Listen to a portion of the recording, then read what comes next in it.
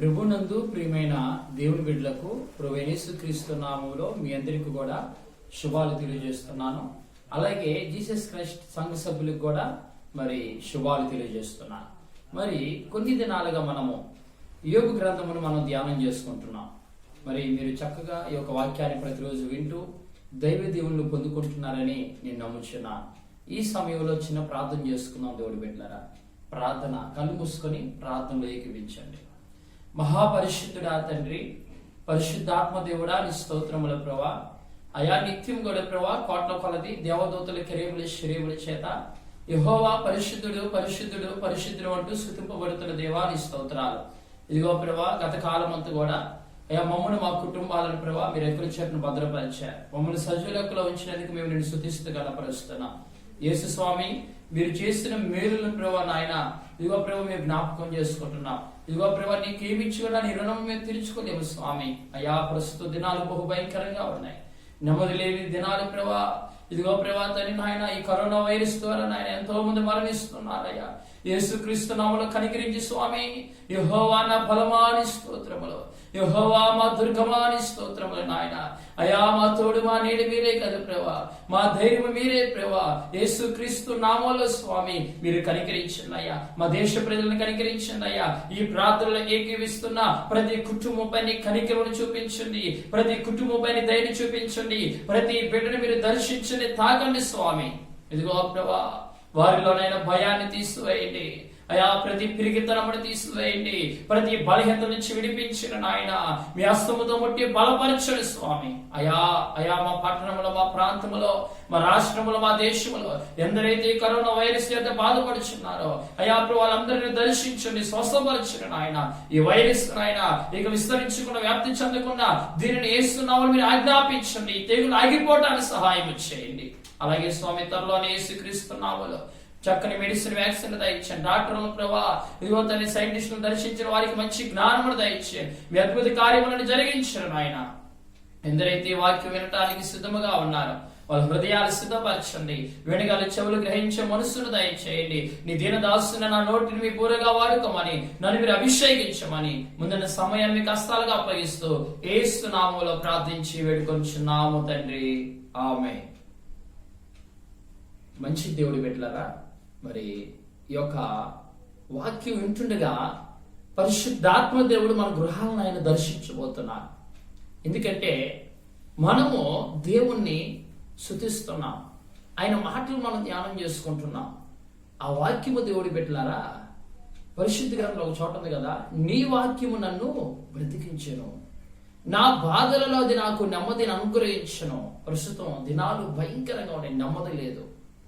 ఇదిగో ఎంతో మంది మరణిస్తున్నారు. ఇదిగో ఈ కరోనా వైరస్ మన దేశంలో, మన పట్టణాల్లో, మన ప్రాంతంలో ఇదిగో ఇది బహుగా విస్తరిస్తుంది. కానీ దేవుడి బిడ్డలారా, మనం నెమ్మదిగాను ఉండాలంటే ఇదిగో దేవుని కృపా కనికను మనం పొందుకోవాలి. దేవుని వాక్యమే మనం బ్రతికిస్తుంది, ఆయన వాక్యమే మనల్ని ధైర్యపరుస్తుంది. ఒక మాట ఉంది, నిన్ను స్వస్థపరిచే యెహోవాను నేనే. నిజమే, ఈరోజు మనలను స్వస్థపరిచే దేవుడు ఆయన. ఇదిగో ఇటువంటి శ్రమలలో, ఇటువంటి పరిస్థితులలో ప్రభు మనకి నిశ్చయముగా తోడే ఉండును గాక. ఆమేన్. ఇదిగో మరి కొన్ని దినాలుగా యోబు గ్రంథాన్ని మనం ధ్యానం చేసుకుంటున్నాం. యోబు గ్రంథము మనం చూసినట్లయితే ఈ యొక్క యోబు గ్రంథములో యోబు జీవితంలో ఎన్నో శ్రమలు, శోధనలు, కానీ జీవము కలిగిన దేవుడు యోబును మటుకు విడిచిపెట్టలేదండి. ఇదిగో యోబుకు ప్రభు తోడుగా ఉన్నాడు, అతన్ని బలపరిచాడు, అతన్ని స్వస్థపరిచాడు, అతన్ని ఆశీర్వదించాడు. ఈ వాక్యం వింటున్నా నా ప్రియ సహోదరి, సహోదరుడా, ఇదిగో యోబుని స్వస్థపరిచిన దేవుడు, యోబుకి క్షేమమునిచ్చిన దేవుడు మన కుటుంబాలకి క్షేమమును అనుగ్రహించిన గాక. యోబు శోధన నుంచి విడిపించిన దేవుడు మనకి ఇదిగో ప్రస్తుతం ఈ శోధన నుంచి దేవుడు మనల్ని తప్పించి రక్షించిన గాక. చూడండి, యోబుని ఆశీర్వదించిన దేవుడు మన కుటుంబాలను, మన ప్రాంతాలను, మన దేశమును దేవుడు ఆశీర్వదించును గాక. చూడండి దేవుడి పెట్టారా, మరి యొక్క యోబు గ్రంథం ఈ రోజు మనం ఈ యొక్క యోబు గ్రంథంలో నుండి మరి 7వ అధ్యాయాన్ని ఈ రోజు మనం ధ్యానం చేసుకుందాం. మరి గత దినాన 6వ అధ్యాయాన్ని మనం ధ్యానం చేసుకున్నాం. ఈ రోజు 7వ అధ్యాయాన్ని మనం ధ్యానం చేసుకుందాం. యోబు గ్రంథంలో ఈ యొక్క 7వ అధ్యాయము మనం గమనించినట్లయితే మరి యోబు మరి తన సమాధానమును మరి కొనసాగిస్తున్నాడు. అంటే తన స్నేహితుడు, మొదటి స్నేహితుడు మరి కొన్ని విషయాలు తెలియజేశాడు యోబుకి. మరి దానికి బదులుగా యోబు ఈ రీతిగా వారితో మాట్లాడుచున్నాడు. మరి నిన్న 6వ అధ్యాయంలో కూడా యోబు మాట్లాడాడు. అదే కంటిన్యూ చేస్తూ 7వ అధ్యాయంలో కూడా యోబే వారితో మాట్లాడుచున్నాడు. తన స్నేహితులతో యోబు మాట్లాడుచున్నాడు. మరి యోబు ఏమని మాట్లాడుచున్నాడు? ఈ యొక్క 7వ అధ్యాయం యోబు గ్రంథము మొదటి 2 వచ్చిన భాగాలు మనం చదువుకుంటే, మొదటి నుంచి 3 వచ్చిన భాగాలు. భూమి మీద నరుల కాలము యుద్ధ కాలము కాదా? వారి దినములు కూలివాని దినములు వంటివి కావా? నీడను మిగుల నాపేక్షించు దాసుని వలెనో, కూలి నిమిత్తము కనిపెట్టుకుని కూలివాని వలెనో ఆశలాగే జరుగు నెలలను నేను చూడవలసి వచ్చెను. ఆయాసముతో కూడిన రాత్రులు నాకు నియమింపబడి ఉన్నవి. చూడండి, ఇక్కడ ఈ యొక్క యోబు గ్రంథంలో మొదటి 2 వచనాల్లో ఈ యొక్క యోబు భక్తిపరుడు ఏమని తెలియజేస్తున్నాడంటే, నరుల గురించి, భూమి మీద మనుషుల గురించి ఆయన తెలియజేస్తున్నాడు. అంటే ఇదిగో నరుల కాలము, వారి దినాలు ఎలా ఉంటున్నాయి అంటే, ఇదిగో యుద్ధ కాలము కాదా అంటే యుద్ధ కాలముతో పోలుస్తున్నాడు. ఎవరిని? నరుల కాలమును. ఎవరు? యోబు భక్తిపరుడు. అంతేకాకుండా వారిని ఎవరితో పోలుస్తున్నాడంటే కూలివాని దినములు వంటివి. మనం ఆలోచన చేస్తే ఇక్కడ మరి యోబు ఈ రీతిగా తెలియజేస్తున్నాడు. ఏమనంటే ఇక్కడ మరి యుద్ధ కాలము అంటే నరుల కాలము, యుద్ధ కాలము అంటే మరి యోబు పరిస్థితి అలాగే ఉంది. ఏంటంటే మరి తన జీవితం ఎలా ఉందంటే ఒక యుద్ధము లాగానే. అంటే ఇక మనం చూస్తున్నాం మన ఆత్మీయ జీవితంలో మరి చాలా మరి అనుభవాలు, చాలా శోధనలు గుండా, చాలా పోరాటాలు గుండా మనం వెళుతూ ఉంటాం. అందుకే పరిశుద్ధ గ్రంథంలో పౌలు భక్తిపరుడు అంటాడు, నేను మంచి పోరాటము పోరాడి తిని. చూడండి దేవుడి బిడ్డలారా, అదే మాట పౌలు భక్తిపరుడు తిమోతికి తెలియజేస్తాడు. తన ఆత్మీయ కుమారుడు తిమోతికి ఏమంటాడంటే, ఇదిగో నువ్వు మంచి పోరాటం పోరాడాలి, ఒక మంచి సైనికుని వలె నువ్వు ఉండాలి. ఇక్కడ మనకి ఆ మాటలు ఏమర్థం అవుతుందంటే, ఈ లోకంలో మరి మనం కొన్ని పోరాటాలు, కొన్ని యుద్ధాలు మనం చేయాలి. ఈ లోకంలో మనం చూసినట్లయితే మరి కుటుంబ సమస్యలు, మరి ఫ్యామిలీ ప్రాబ్లమ్స్, మరి అలాగే మనం చూసినట్లయితే దేవుడి బిడ్డలారా ఆర్థిక సమస్యలు, అలాగే మనం చూసినట్లయితే అనారోగ్య సమస్యలు, ఇంకా అనేకమైన మరి సమస్యలు మనం ఎదుర్కొంటూ ఉంటాం. మరి మనం ఏం చేయాలంటే భూమి మీద మన జీవితం దేవుడి బిడ్డలారా అంతలో కనబడి అంతలో మాయమయ్యే ఆవిరి వంటిది మన జీవితం. కానీ మన ఆత్మీయ జీవితంలో మనం చూసినట్లయితే కొన్ని పోరాటాలు కూడా మనం వెళుతూ ఉంటాం. ఈ సమస్యలన్నింటినీ ఓర్పుతో, నిరీక్షణతో, ప్రార్థన ఆయుధముతో, వాక్యమైన ఆత్మ కటకముతో, దేవుని కృప ద్వారా వాటిని మనం జయించే వారంగా ఉండాలి. ఎందుకంటే ఈ లోకంలో పాపమును మనం జయించాలి. ఈ లోకంలో సాతాను తంత్రాలను, వాడి కుయుక్తులు, వాడి కార్యములన్నింటినీ కూడా మనం ఏం చేయాలంటే జయించాలి దేవుడి బిడ్డలారా. పరిశుద్ధ గ్రంథంలో చూసినట్లయితే మరి ఎఫెసీయులకు రాసిన పత్రికలో 6వ అధ్యాయము 12వ వచ్చిన భాగం మనం చదువుకుంటే, ఎలయనగా మనము పోరాడునది శరీరులతో కాదు గాని ప్రధానులతోనూ అధికారులతోనూ ప్రస్తుత అంధకార సంబంధులకు లోకనాథులతోనూ ఆకాశ మండలమందున్న దురాత్మల సమూహములతోనూ పోరాడుచున్నాము. చూడండి, ఇక్కడ మనం చూసినట్లయితే పరిశుద్ధాత్మ దేవుడి యొక్క లేఖనాల ద్వారా మనకి ఏం తెలియజేస్తున్నారంటే, ఆకాశ మండలమందున్న దురాత్మల సమూహములతోనూ మనం ఏం చేయాలంటే పోరాడాలంట. ఈరోజు మనం వేడితో పోరాడుచున్నాం. వాక్యం తెలియజేస్తుంది దేవుడి బిడ్డలారా, ఆకాశ మండలమందున్న దురాత్మల సమూహములతో అంట. అంటే దురాత్మల సమూహములతో. నిజమే, ఆ యొక్క ఇదిగో దేవుని సన్నిధి నుంచి ఈ యొక్క భూమి మీదకి పడద్రోయబడిన లూసిఫరు, ఆ యొక్క అపవాది సమూహము మరి ఉంది.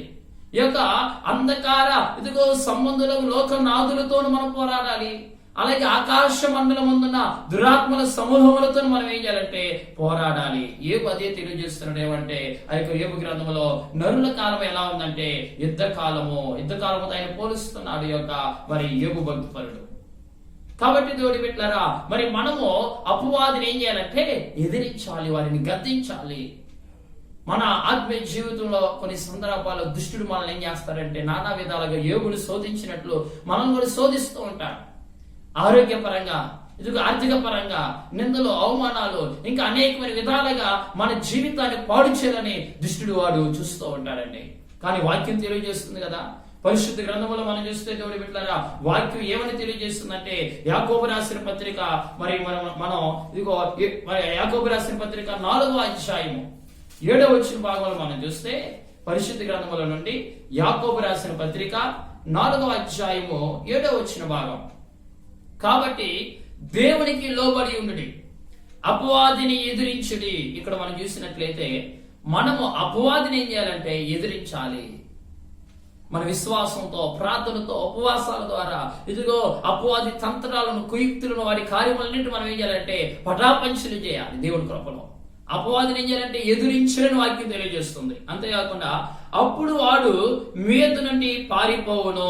ఇదిగో దుష్టుడు మన దగ్గర నుంచి పారిపోవాలంటే మనం వాడిని గద్దించాలి, వాడిని మనం ఏం చేయాలంటే ఎదిరించాలి ప్రార్థనాపూర్వకంగా.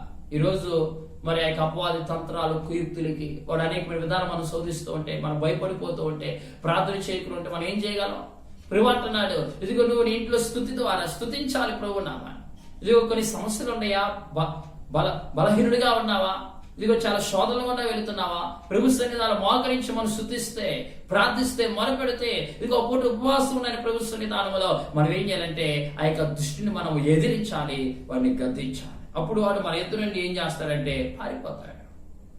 ఇక్కడ ఏబు కూడా ఏబుని నానా విధాలుగా శోధించింది దుష్టుడే. కానీ ఈ యొక్క ఏబు ఏం చేస్తున్నాడు తెలుసా? దేవుడు నన్ను శోధిస్తున్నాడు అనుకుంటున్నాడు. కానీ ఈ యొక్క ఏబు ఎక్కడ కూడా దేవుని యందు విశ్వాసాన్ని విడిచిపెట్టలేదు. అంతేకాకుండా ఈ యొక్క ఏబు భక్తి పరికి దేవుడు పెట్టారా, ఆయనతో సహవాసం చేస్తూ ఇదిగో ప్రార్థిస్తూ ఉన్నాడు.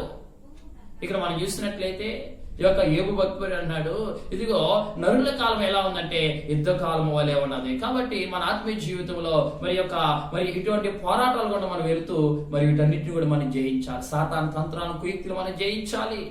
ఇదిగో ఈ లోకం మనకు ఎదురయ్యే సమస్యలు, ఇదిగో బలహీనతలు, సమస్యలను కూడా మనం జయించాలి. అది మనం ఎలా జయించగలుగుతామంటే దేవుని కృప ద్వారా. ఎందుకంటే ఆయనే మనల్ని బలపరిచే దేవుడు. ఒక మాట ఉండేది పరిశుద్ధ గ్రంథంలో, మన బలము చేత కాదు, మన శక్తి చేత కాదు, కానీ కేవలం దేవుని ఆత్మ ద్వారానే ఆయన కార్యాలు మనం చేయగలం. అంతేకాకుండా మరో చాటు పౌలు భక్తుడు అంటాడు, నన్ను బలపరచు అనేది నేను సమస్తము చేయగలను.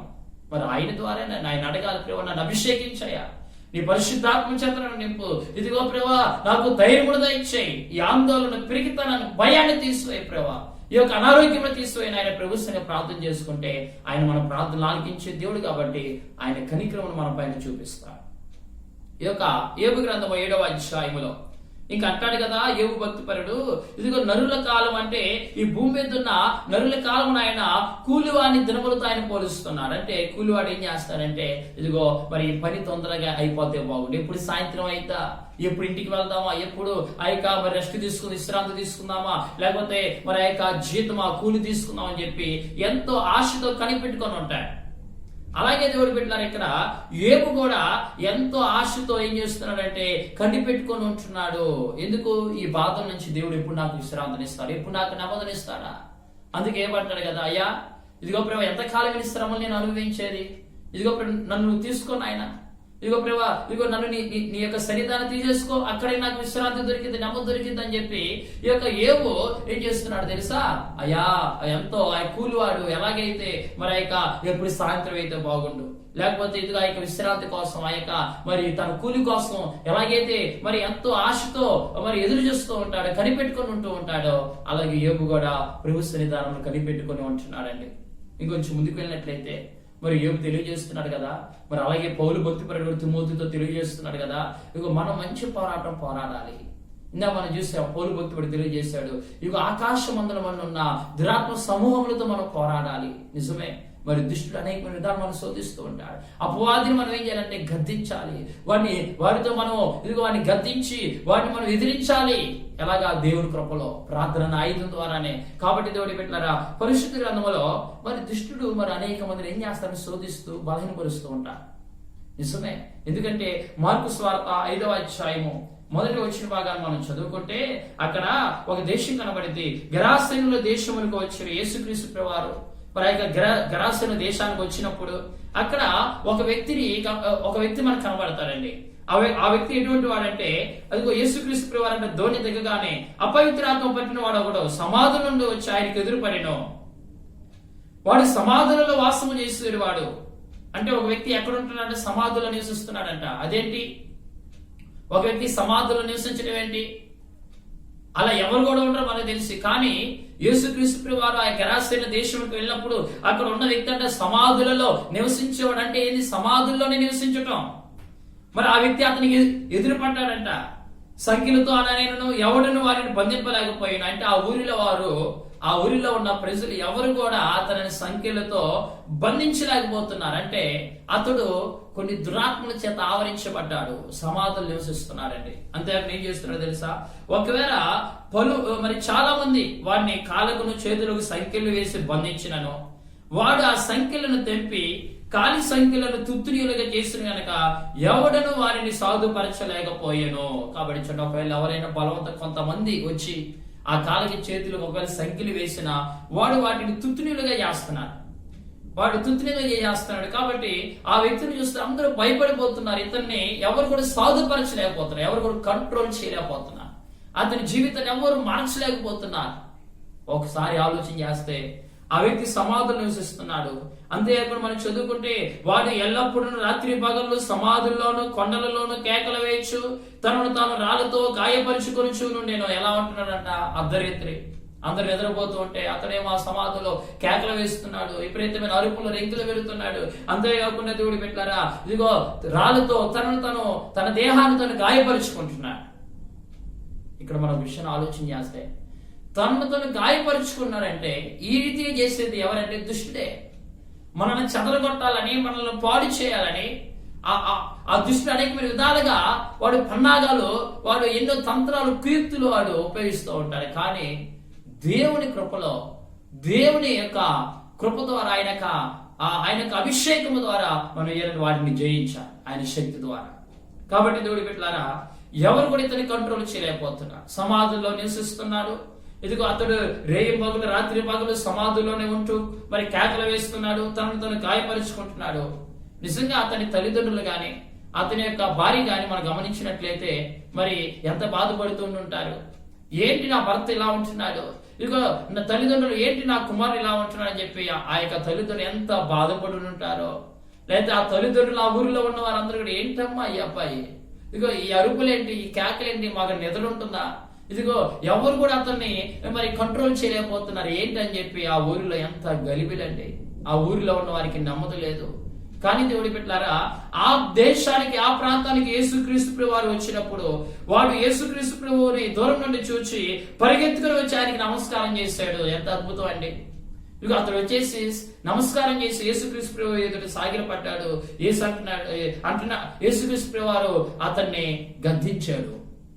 ఆ యేసుక్రీస్తు వారితో ఆ సాగిలపడి అతను ఏమంటాడో తెలుసా, ఇదిగో యేసు సర్వోన్నతుడైన దేవుని కుమారుడా, నాతో నీకేమి, నన్ను బాధపరుచుకోమని దేవుడి పేరట నీకు ఆనబెట్టుచున్నానని బిగ్గరగా కేకలు వేశాడు. ఎందుకనగా ఆయన అపవిత్రాత్మ ఈ మనుష్యుని విడిచిపోమని వారితో చెప్పాను. చూడండి, యేసుక్రీస్తు వారితో చెప్పాడు, వాడిని గద్దించాడండి. నిజమే, ఈ యొక్క అంత్య దినాల్లో మనం కూడా దుష్టుని ఎదిరించాలి, గద్దించాలి. యేసుక్రీస్తు ఎప్పుడైతే గద్దించాడో వెంటనే అతడు మాట్లాడుతూ ప్రారంభిస్తున్నాడు, అయ్యా నాతో నీకే పని, అయ్యా నన్ను బాధపరచుకోము. మరి అక్కడ అపవిత్రాత్మ ఈ మనుషుని విడిచిపోమని వారితో యేసుక్రీస్తు వారు చెప్పారు. మరియు ఆయన నీ పేరేమని వారిని అడగక వాడు నా పేరు సేన.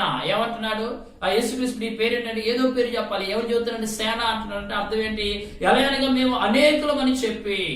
చూడండి, అంటే అనేకమైన దురాత్మలు, ఇదిగో సేన అంటే చాలా దురాత్మలు అతను ఆవరించి ఉన్నాయి. కాబట్టి తన జీవితం ఎలా ఉందంటే, ఇదిగో సమాధులు నివసించడం, సమాధుల కేకలు వేయడం, తనను గాయపరుచుకోవటం.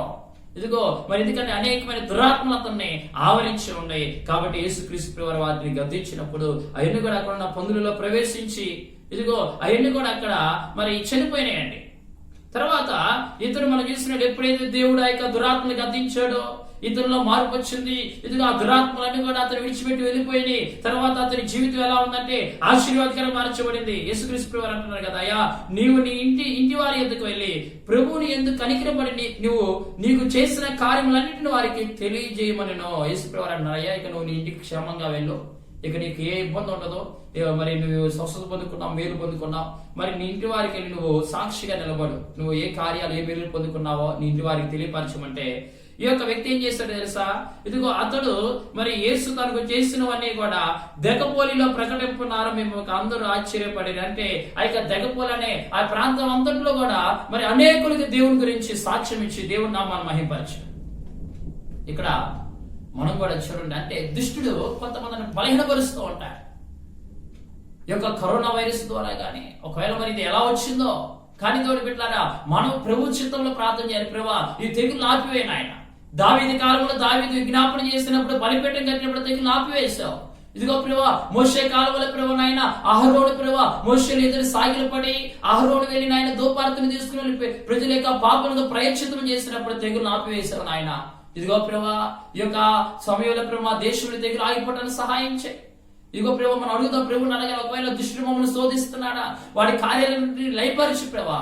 ఒకవేళ ఆర్థిక సమస్యలు, వ్యాపారం నష్టమా, కుటుంబంలో నెమ్మది లేదా, ఇదిగో కుటుంబంలో ఇదిగో నెమ్మది లేకుండా, శాంతి లేకుండా, ఎప్పుడు గొడవలు, కుటుంబంలో నష్టాలేనా, ప్రభుని అడుగు. ప్రభా, ఇదిగో దుష్ట బంధకాలను తెచ్చివే ప్రభా. నువ్వు ప్రభు సన్నిధానంలో ప్రార్థన చేయి. ఆయన ప్రార్థన ఆలకించే దేవుడు. చూడండి దేవుడు పెట్టారా, యోబు కూడా అదే తెలియజేస్తున్నారు. ఏంటంటే మనము ఇదిగో ఈ యొక్క నరుల కాలము యుద్ధ కాలముతో పోల్చాడు. పౌలు భక్తుడు తిమోతికి కూడా అదే తెలియజేస్తున్నాడు. మనం ఇదిగో తిమోతి మంచి సైనికుడు వాళ్ళని వేయాలంటే మంచి పోరాటం పోరాడాలి. కాబట్టి దేవుడు బిడ్డలారా, ఇక్కడ మనం చూస్తున్న యాకోబు రాసిన పత్రికలు 4:7 కూడా అపవాదిని ఎదిరించడి, అప్పుడు వాడిని ఎదిరించి పారిపోతాడు. ఇంకొంచెం ముందుకు వెళ్ళినట్లయితే యోబు గ్రంథము 7వ అధ్యాయము 4-5 మనం గమనించినట్లయితే యోబు అంటున్నాడు కదా, నా ప్రాణము ఎప్పుడు విశ్రాంతి దొరికిద్ది, నా ప్రాణానికి ఎప్పుడు విశ్రాంతి దొరికిద్ది, అంతే నాకు ఎప్పుడు నెమ్మది దొరికిద్ది అని చెప్పి తెలియజేస్తూ ఉంటాడు. ఆ యొక్క 7వ అధ్యాయం దేవుడు పెట్టారా, మనం గమనించినట్లయితే 4-5 నేను పడుకున్నప్పుడు ఎలా ఎప్పుడు లేచేదనా, రాత్రి ఎప్పుడు గతించునా అని అనుకుందను, తెల్లవారు వరకు ఇటు అటు పొరలుచు ఆయాసపడదును. చూడండి ఏమంటున్నాడు, ఇదిగో రాత్రి నిద్రపోదాం అనుకున్నాడు, కానీ నిద్ర పట్టడం లేదు ఏబుకి. ఎందుకంటే అంతగా అతని యొక్క దేహము అంతగా నలిగిపోయిందండి. అతను నా ఆరోగ్యాన్ని పోగొట్టుకున్నాడు. ఎందుకంటే బాధ గల కురుపులు, ఇదిగో ఎంతగానో అతనికి నిద్ర పట్టడం లేదు, ఆయాసపడుతున్నాడు. అంతేకాకుండా అక్కడ తెలియజేస్తున్నాడు కదా దేవుడు పెట్టారా, ఇదిగో తెల్లవారు వరకు ఇటు అటు పొర్లుచు ఆయాసపడుచుదును. కాబట్టి ఎప్పుడు తెల్లవారు అయిందా అంటే నెమ్మది లేదు, విశ్రాంతి లేదు. కాబట్టి ప్రభుతో మాట్లాడుతున్నాడు. ఇలాగా దేవునితో మాట్లాడుతున్నాడు. ఏమనంటే తన స్నేహితులు ఎదురు తెలియజేస్తున్నాడు. ఏమనంటే ఇదిగో నేను ఆయాసపడుచున్నాను, నాకు నెమ్మది లేదు, విశ్రాంతి లేదు, తెల్లవారు వరకు ఇటు అటు పొర్లుచు ఆయాసపడుచుదును అని చెప్పి 7వ అధ్యాయం యోబు గ్రంథం 4వ వచనంలో మనం చూస్తున్నాము. అలాగే 5వ వచనం భాగంలో మనం గమనించినట్లయితే నా దేహము పురుగులతోనూ మట్టి పెళ్ళలతోనూ కప్పబడి ఉన్నది, నా చర్మము మాని మరలా పగులుచున్నది. కాబట్టి ఇక్కడ ఆయన అంటున్నాడు కదా, నేను ఆయాసపడుతున్నాను, నాకు విశ్రాంతి లేదు, నా దేహము పురుగులతో మరి ఉంది, అంతేకాకుండా మరి నా చర్మము మాని మరలా పగులుచున్నది. అంటే ఆయన బాధ యోబు వ్యక్తపరుస్తున్నాడండి. ఇంతగా ఏం చేస్తున్నాడంటే బాధపడుతూ ఉన్నాడు. యోబు పదే బాధ. ఇదిగో దేవుడి పెట్టారా, ఇదిగో ఎంత బాధపడుతున్నాడు యోబు. ఒకసారి మనం గ్రహిస్తే ఏమి బాధపడుతున్నాడు యోబు. ఇదిగో ఏం బాధ అంటే దేవుడి పెట్టారా, ఒకటి ఆయాసపడుతున్నాడు, రెండోదిగానేమో అతనికి విశ్రాంతి లేదు, మూడోదిగా తన దేహంలో పురుగులు అంటే ఆ యొక్క మరి బాధ గల కురుపులు, అందులో చీము గాని ఇన్ఫెక్షన్ గా మరి యొక్క పురుగులు గాని, అలాగే అతని చర్మం ఏమవుతుందంటే మారిపోయింది, మరల ఏమవుతుందంటే పగులుచుంది. అంటే ఈ రీతిగా యోబు ఇంతగా బాధపడుతూ ఉన్నాడు. కానీ యోబు బాధల నుంచి రక్షించే దేవుడు యేసు ప్రభువే. యోబుని స్వస్థపరిచే దేవుడు ఆయన. ఈ రోజు మన కుటుంబంలో ఎన్నో బాధలు, ఎన్నో శ్రమలు ఉన్నాయి. మనల్ని కూడా స్వస్థపరిచే దేవుడు ఆయనేనండి. ఇంకొంచెం ముందుకు వెళ్తే యోబు గ్రంథంలో ఈ యొక్క 7వ అధ్యాయంలో దేవుడు పెట్టారా, ఇంకొంచెం ముందుకు మనం వెళ్తే 6-8 వరకు మనం గమనించగలిగితే యోబు దేవుడితో ఇలాగ మాట్లాడుతూ ఉన్నాడు. ఏమని ఈ యొక్క 7వ అధ్యాయము 6-8 నా దినములు నేత గాని నాడి కంటేనో వాడిగా గతించుచున్నవి, నిరీక్షణ లేక అవి క్షేమైపోచున్నవి, నా జీవం ఒట్టి ఊపిరియే అని జ్ఞాపకం చేసుకున్నాము. నా కన్ను ఇక మేలు చూడదు, నన్ను చూచు వారి కన్ను ఇక మీదట నన్ను చూడదు, నీ కన్నులు నా తట్టు చూచును గాని నేను ఉండకపోదును. కాబట్టి ఇక్కడ యోబు గ్రంథం 7వ వచనంలో మరి జీవగల దేవుడితో మాట్లాడుతున్నాడు. ఏమనంటే నా జీవము ఒట్టి ఊపిరియే, అయ్యా నువ్వు నన్ను జ్ఞాపకం చేసుకో ప్రభా, ఇదిగో ప్రభు ఒక్కసారి నన్ను జ్ఞాపకం చేసుకుని. ఆయన ఏంది ప్రభు అంటే ఎవరు తెలియజేస్తున్నాడంటే తన నిరాశను అక్కడ వ్యక్తపరుస్తున్నా. ఏమనంటే నా కన్ను ఇక్కడ మేలు చూడదు అంటే ఏమనుకున్నాడంటే ఇక నా పని అయిపోయింది, నేను ఇక చనిపోతానిక, నేను మరణిస్తాను, నేను ఇక మేలును చూడలేనిక, నా జీవితం అయిపోయింది అనే ఉద్దేశం దేవుడు మాట్లాడుతున్నాడు. కానీ దేవుడు పెట్టారా, యోబు జీవితంలో దేవుడు ఆశీర్వదించాలని కోరుకున్నాడు. ఎందుకంటే ఏమనుకున్నా నా జీవితం అయిపోయింది. కానీ దేవుని దృష్టిలో యోబుని జీవితం ఇప్పుడే ప్రారంభం అయ్యా. దేవుడు నామానికి మహిమ కలుగును గాక. ఎందుకంటే మరి యోబు గ్రంథంలో మన ముగింపులో మనం చూస్తాం, యోబు మళ్ళీ మరి తనకి మళ్ళీ కుమారులు కుమార్తెలను అతడు మరి కంటాడు. అంతేకాకుండా యోబు మళ్ళీ ఆస్వాదించబడతాడు. అక్కడ స్వస్థత పొందుకుంటాడు. యోబు ఎంతగానో మరి దేవుని చేత దీవించబడతాడు. కాబట్టి దేవుడి పెట్టారా, ఇక్కడైతే ఏమేమన్నాడు అంటే, అయ్యా ఇదిగో నా జీవము ఒట్టి ఊపిరిదే, నా కన్ను ఇక మేలు చూడదయ్యా, నన్ను చూచి వారి కన్ను ఇక మీద నన్ను చూడదు. అంటే ఇక యోబు అనుకున్నాడు, నా పని అయిపోయింది, నా యాత్ర ఇంకా ముగించబడింది అనుకుంటున్నాను. ఇంకొంచెం ముందుకు వెళ్ళినట్లయితే మనం చూసినట్లయితే ఇది యోబు గ్రంథము 7వ అధ్యాయము 9 నుంచి 11 వచనాల దాకా మనం గమనిస్తే అక్కడ మనం చూస్తే దేవుడి పెట్టారా ఏమంటున్నారు కదా, 7వ అధ్యాయం యోబు గ్రంథం 9వ వచన భాగంలో, మేఘము విడిపోయి అదృశ్యమగునట్లు పాతాళమునకు దిగిపోయిన వాడు మరి ఎప్పుడును రాడు, అతనిక ఎండడు తన ఇంటికి రాడు, అతని స్థలము అతని మరలా నిరుగదు. కావున నేను నా నోరు మూసి కొనను, నా ఆత్మ వేదన కొలది నేను మాట్లాడేదను, నా మనోవేదన బట్టి మూలుగుచుండేదను. కాబట్టి దేవుడితో ఇలా మాట్లాడుతున్నాడు. ఏమనంటే, అయ్యా నేను ఇక మౌనంగా ఉండి నీతో మాట్లాడుతాను ప్రభా. ఎవరు మాట్లాడుతున్నాడు? ఒక మేఘం అనేది కనిపించి మళ్ళీ అదృశ్యమైపోయినట్లుగా కూడా మరి మరి నా పరిస్థితి అలా ఉంది. అంతేకాకుండా అంటున్నారు కదా యోబు, ఇదిగో ఇక చూసినట్లయితే దేవుడి పెట్టారా, నా ఆత్మ వేదన కొలది నేను నీతో మాట్లాడుచున్నాను, నేను నీతో మాట్లాడుచున్నాను. అతను అంటున్నాడయ్యా, నేను నీతో మాట్లాడుచున్నానయ్యా, నా ఆత్మ వేదన కొలది నేను నీతో మాట్లాడుచున్నాను, నా మనో వేదన బట్టి నేను నీతో మాట్లాడుచున్నాను ప్రభా. అయ్యా నన్ను కనికరించాయా, అయ్యా నా పరిస్థితి నా బాధ చూడయ్యా, ఇదిగో ప్రభు నాకు విడుదల దయచేయమన్నట్టుగా దేవుడి సన్నిధానంలో యోబు మాట్లాడుతున్నాడు. ఇంకొంచెం ముందుకు వెళ్తే ఇది యోబు గ్రంథం 7వ అధ్యాయం 12వ వచనంలో దేవుడి పెట్టారా యోబు ఏమని మాట్లాడతారంటే, నేనొక సముద్రంలోని భుజంగమున నువ్వెందుకు నా మీద కావలించేదవు ఏమంటున్నాడు దేవుడు. అయ్యా నువ్వెందుకయ్యా నా పైన, నువ్వు నన్ను ఎందుకని ఇంతగా బాధ పెడుతున్నావు, నువ్వు ఎందుకు నా మీద ఇంత గురి కలిగి ఉన్నావు? నేను ఒక సముద్రాన్ని దేవుడు ఎలలు వేశాడు, వాడికి దేవుడు ఆజ్ఞాపించాడు, లేకపోతే ఆ సముద్రంలో ఉన్న నీరు వచ్చేస్తే జనులందరూ మరణిస్తారండి. కొన్ని సందర్భాలు సునామీ రూపంలో, వరదల రూపంలో, కొన్ని నదుల్లోని సముద్ర నీరు వస్తాయి. కాబట్టి ఏమంటున్నాడు, నేను ఏమైనా సముద్రమునా లేదా సముద్రంలోని భుజంగం అనే మాటకి కొన్ని చోట్ల అర్థం ఏమిటంటే, భుజంగం అనే మాటకి దేవుడు పెట్టారా ఏదైనా ఒక జంతువు లేకపోతే ఒక సర్పము మరి అటువంటి అర్థం కలిగింది. కాబట్టి ఏమంటున్నాడు, నేనేమో సముద్రమునా భుజంగమునా నువ్వు నాకు కావలిగా ఉంచేవు, నువ్వు నా ఇంట్లో గురి కలిగి ఉన్నావయ్యా, ఏంటి ప్రభా ఏంటి అని చెప్పి యోబు దేవునితో ఈ రీతిగా అంటే, నేను మౌనంగా ఉండి నీతో మాట్లాడతాను ప్రభు అని చెప్పి దేవుడితో మాట్లాడుచున్నాడు. కానీ దేవుడి పెట్టారా యోబు అలాగా దేవుడితో మాట్లాడుచున్నా దేవుడు యోబు ఎడల ఎంతో మరి ప్రభు చూపించాడు. మరి ఒక మాటలో ఇక్కడ దేవుడి పైన తిరుగుబాటు చేస్తున్నాడు. కానీ వాస్తవానికి యోబు పైన గురి కలిగి శోధిస్తున్నాడంటే దేవుడు కాదు, కానీ సాతాను శోధిస్తున్నాడు. సాతాను యోబుని నానా విధాలుగా శోధిస్తున్నాడని యోబు గ్రహించలేకపోతున్నాడు. ఇంకొంచెం ముందుకు వెళ్తే ఇది యోబు గ్రంథం 7వ అధ్యాయంలో 13 నుండి దేవుడి పెట్టారా 15 వచనాల దాకా మనం గమనించినట్లయితే యోబు అంటాడు కదా, ఆ 15 వచన భాగంలో, ఈ నా ఎముకలను చూచుట కన్నా మరణము పొందుట నాకు ఇష్టము, మరణం పొందుట నాకు ఇష్టము. ఏమన్నాడు యోబు, అయ్యా నేను మరణించడం నాకు ఇష్టం అంటున్నాడు దేవునితో. ఎందుకని? పైన 14 వచ్చిన భాగంలో చూస్తే, నీవు స్వప్నముల వలన నన్ను బెదిరించదవు, దర్శనము వలన నన్ను భయపెట్టదు. అంటే ఏమవుతుందంటే, కొన్ని దర్శనాలు కళలు వస్తున్నాయి, కొన్ని స్వప్నాలు వస్తున్నాయి, దర్శనాలు వస్తున్నాయి.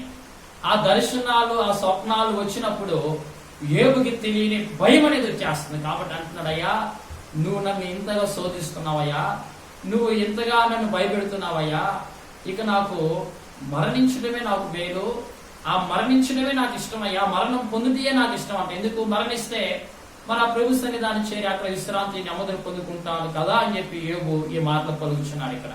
కానీ వాస్తవానికి యోబుని శోధిస్తుంది ఎవరండి? సాతాను శోధిస్తున్నాడు. అది యోబు గ్రహించలేకపోతున్నా. ఈరోజు మనము కొన్ని సందర్భాల్లో మన కుటుంబం నెమ్మది లేకుండా చేస్తుంది, మన కుటుంబాల గలిబిలి చేస్తుంది, మనల్ని బలహీనపరుస్తుంది దుష్టులని చెప్పి మనం గ్రహించి వాటిని ఎదిరించాలి, వాటిని మనం గద్దించాలి. దేవుడి సన్నిధానంలో దైవ దీవులు మనం పొందుకోవాలి.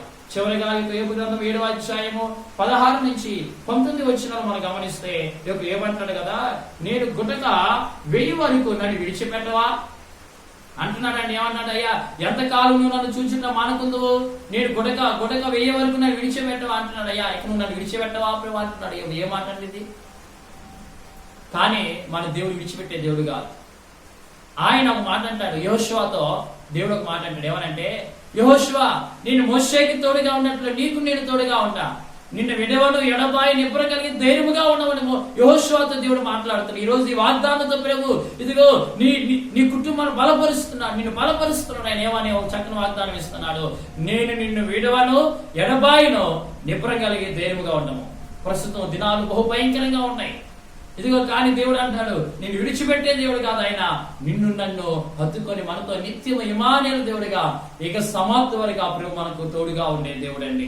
ఆయన విడిచిపెట్టే దేవుడు కాదు, ఆయన మనకు తోడుగా ఉండే దేవుడు. అలాగే యోబు గ్రంథంలో 7వ అధ్యాయం దేవుడు పెట్టారా, ఈ యొక్క 20 నుంచి 21 వచనాల వరకు మనం చదువుకుంటే చివరి వచ్చిన వరకు అక్కడ యోబు ఏం తెలియజేస్తారంటే, చివరి దేవుడు పెట్టారా అక్కడ మనం చూస్తే 21 వచ్చిన భాగంలో, నీవేళ నా అతిక్రమను పరిహరింపవు, నా దోషమునే ఎలా క్షమింపవు అంటున్నాడు కదా దేవుడితో. అయ్యా నువ్వు క్షమించే దేవుడు కదా, ఒకవేళ నేను ఏదైనా పాపం చేశాడేమో, నాకు తెలిసేది నేను నా నోటి మారితే నేను ఏ పాపం చేయలే, యథార్థంగానే ఉన్నా, నేను భయభక్తులు కలిగి నేను నడుచుకున్నా, ఒకవేళ ఏదైనా నువ్వు క్షమించే దేవుడు కదా, నా పాపాలను ఎందుకు క్షమించవా, నా దోషములను నువ్వు క్షమింపవా, నువ్వు క్షమించే అని చెప్పి ప్రభువుతో మాట్లాడుతున్నా. నిజమే, ఆయన క్షమించే దేవుడు. ఈరోజు ఈ లోకంలో పడిపోయిన, పాపంలో పడిపోయి ఉన్నా, ఇదిగో దేవుని అనేక మార్లు బాధ పెట్టినా, ఇదిగో దేవుడి పైన తిరుగుబాటు చేసిన, ఇదిగో అనేక మార్లు దైవజనుల పైన తిరుగుబాటు చేసిన, ఇదిగో ఈ రోజు దేవుడు నీతో మాట్లాడుతున్నాడు. ఆయన నిన్ను క్షమించే దేవుడు, నీ కోసం తన ప్రాణం పెట్టాడు యేసయ్య, నీ కొరకే పరలోక మహిమ విడిచిపెట్టి లోకానికి వచ్చాడు ఆయన.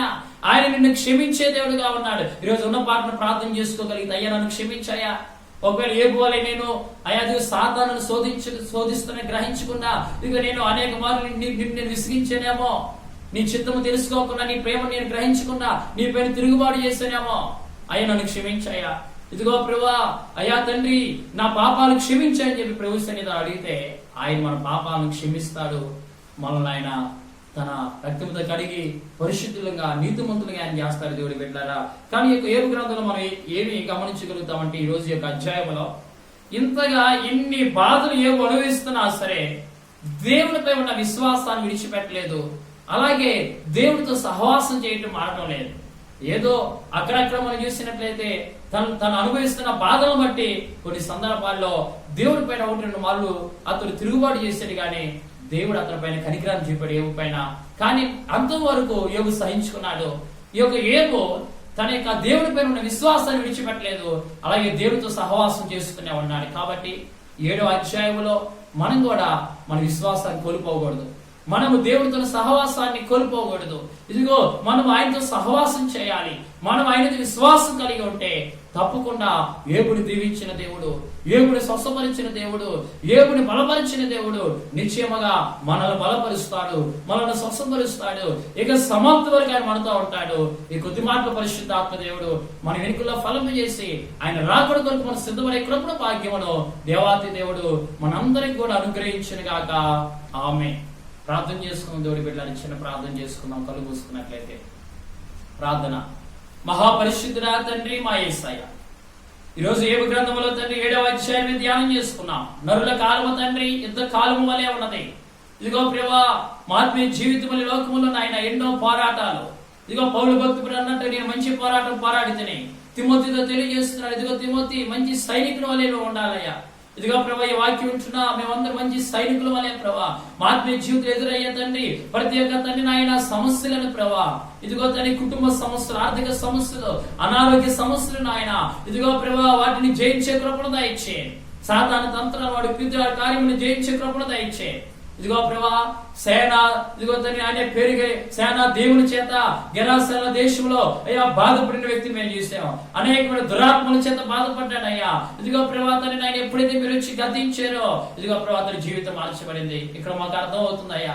అయ్యా అనేక మార్లు మా కుటుంబాల సాధారణ మమ్మల్ని శోధిస్తున్నాడు, గర్భిణి చేయాలని, మా జీవిత నాశనం చేయాలని చేస్తున్నాడు. వాడి కీర్తి వాడి కార్యక్రమం చేస్తున్నాం, లైమైపోనిగా వేస్తున్నాం అయ్యా. ప్రతి వారి కుటుంబంలో ప్రతి చీకటి తొలగిపోవడగాక, ప్రతి దుష్ట బంధకాలు తెగిపోవడగాక, ఇప్పుడు వారి కుటుంబాన్ని మహిమ కమ్ముకోవడం గాక. నీ అభిషేకం చేత వాళ్ళు నింపబడుతుంది కాక. ఇదిగో నువ్వు మమ్మల్ని విడిచిపెట్టే దేవుడు కాదయ్యా. మోషేకి తోడుగా ఉన్నట్లు, యెహోషువకు తోడుగా ఉన్నట్లు యెహోషువతో మీరు మాట్లాడుతున్నారు. నిన్ను విడవని ఎడమైనప్పుడు ధైర్యంగా ఉండమంటున్నావు. ఈ రోజు మాతో మీరు మాట్లాడుతున్నావు. మాకు ధైర్యము దయచేయి, మాకు ఆరోగ్యము దయచేయి, క్షేమము దయచేయి, భద్రతను దయచేయండి ప్రభా. ఎందరైతే ప్రార్థన ఏకీభవిస్తున్నారో ప్రతి వారిని దర్శించి వారికి మీరు కేడముగా, వారి కుటుంబాలకు మీరు అధిపతిగా, కాపురగా ఉండమని ప్రస్తుతం మా దేశాన్ని స్వస్థపరచండి. ఈ తెగుల నుంచి విడిపించిన ఆయన నీ రాకడ కొరకు మమ్మలను వధువు సంఘంగా సిద్ధపరచమని యేసు నామములో ప్రార్థించి వేడుకొంచున్నాము తండ్రి, ఆమేన్. మంచి దేవుడి బిడ్డలారా, మరి క్రమముగా ప్రతిరోజు యొక్క యూట్యూబ్ ఛానల్ ద్వారా ఈ యొక్క వర్తమానాలు మరి పూర్తిగా యొక్క వాక్యాలు వినండి. ప్రతిరోజు యొక్క యూట్యూబ్ ఛానల్ మీరు ఫాలో అవ్వండి. ఈ వర్తమానాలు మీకు ఆశీర్వాదకరంగా ఉన్నట్లయితే అనేకులకు మీరు తెలియపరచు. మీ స్నేహితులు, బంధువులు మరి వాళ్ళు కూడా యొక్క మరి షేర్ చేయండి యొక్క వాక్యాన్ని. మరి అలాగే మీరు యొక్క ఛానల్ని సబ్స్క్రైబ్ చేయండి. మరి మీ ప్రార్థన అవసరతల కొరకు కామెంట్ రూపంలో తెలియజేయండి, లేదా మీ కనబడే ఫోన్ నెంబర్కి మీరు కాల్ చేయండి. స్వయంగా నేను మీతో మాట్లాడతాను, నేనే మీ కొరకు ప్రార్థన చేస్తాను. దేవుడు మిమ్మల్ని, మీ కుటుంబాలను దీవించును గాక. ఆమేన్.